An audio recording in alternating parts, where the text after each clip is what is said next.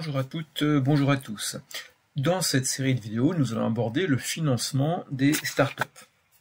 Donc, regardez quelles sont les modalités de ces financements dans notamment les premières étapes du cycle de vie de l'entreprise. On parle alors de seed capital ou capital d'amorçage. Le but, c'est de nous amener à répondre à une question qui est une question centrale. Comment finance-t-on sa startup ? Cette question est sans doute celle qui pose le plus de problèmes aux créateurs, aux porteurs de projets, alors qu'il y a beaucoup de financement qui peut exister et que normalement un bon projet, très logiquement, doit pouvoir trouver son propre financement. Néanmoins, pour trouver son financement, il y a quelques règles qu'il faut respecter. La première règle, c'est de disposer d'un bon business model, ce que nous avons vu dans des vidéos précédentes. Il faut également avoir déjà commencé à structurer son business plan, c'est-à-dire savoir déjà quels sont les besoins de notre entreprise. En effet, les besoins de vos startups, c'est entre autres des acquisitions d'immobilisation, qui peuvent être des matériels, qui peuvent être des équipements, des locaux, etc., des brevets également. Mais surtout, ce qui caractérise les startups, c'est qu'elles voient très rapidement leur fonds de roulement augmenter, voire très rapidement. Donc ce qui demande des capitaux très vite disponibles pour pouvoir faire face, et notamment des capitaux qui soient des ressources stables pour cette entreprise.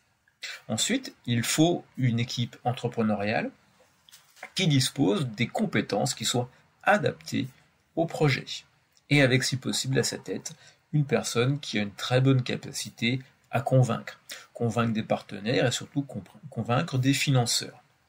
Et puis surtout, il faut très rapidement disposer d'outils de communication qui permettent une présentation, ce qu'on va appeler le pitch de l'entreprise. Et qu'il ne sert à rien, donc, de courir après les financements, alors que derrière, on n'a pas encore un business model qui soit structuré, qui soit efficace, et surtout si on n'a pas mis en place les éléments qui vont permettre de faire ce fameux pitch. La difficulté également réside de pouvoir ajuster les ressources de financement aux différentes phases du cycle de vie. Ainsi, lorsqu'on est sur les moments de la création, on a déjà 3 phases qui viennent nous percuter. Une phase tout d'abord, qui est une phase de maturation. Ce moment où l'on est en train de passer de ce qui est encore une idée, plutôt vague ou générale, à ce qui va devenir un concept, à ce qui va devenir un prototype. Cette étape, elle débouche sur notre fameux business model. Normalement, ici, les besoins de financement sont légers, et tant que vous n'avez pas passé cette phase de maturation, normalement, vous ne partez pas chasser vos financements. Deuxième phase, la phase dite d'incubation.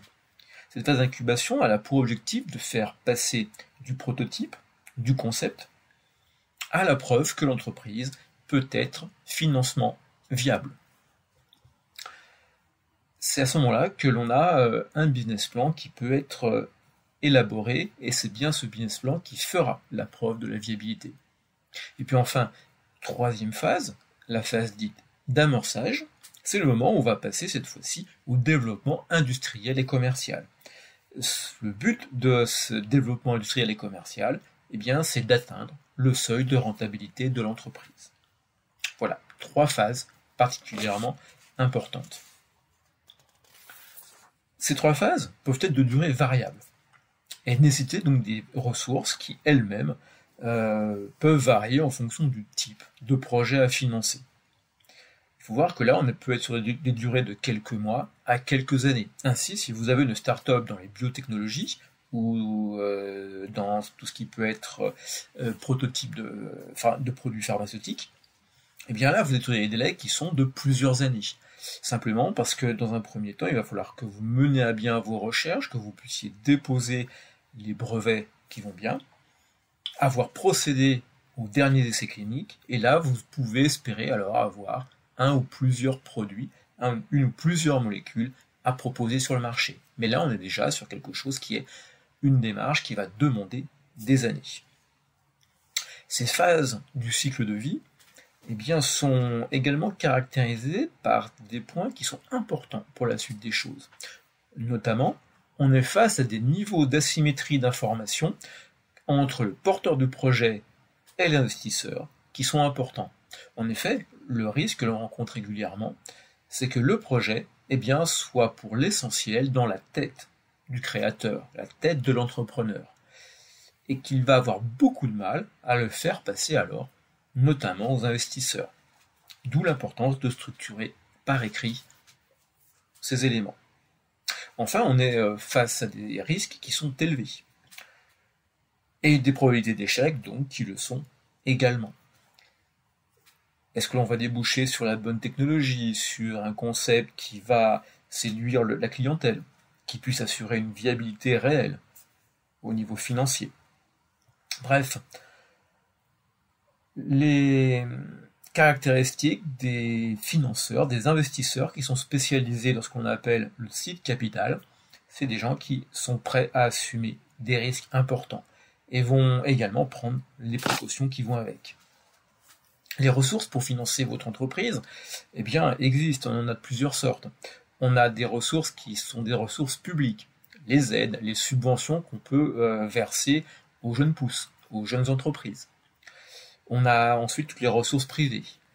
J'y reviendrai un peu plus tard, mais ces ressources privées, ça peut être tout d'abord les ressources propres des créateurs, ça peut être les dons qui sont faits par des proches, mais ça peut être aussi une ouverture beaucoup plus large par le biais du crowdfunding, des sommes investies par des business angels ou des capital risqueurs. Bref, des noms qui peut-être pour certains peuvent vous sembler encore étranges, mais en fait qui viennent alimenter les caisses de l'entreprise au fur et à mesure que va se dérouler son cycle de vie. Mais ça, on le verra dans quelques instants.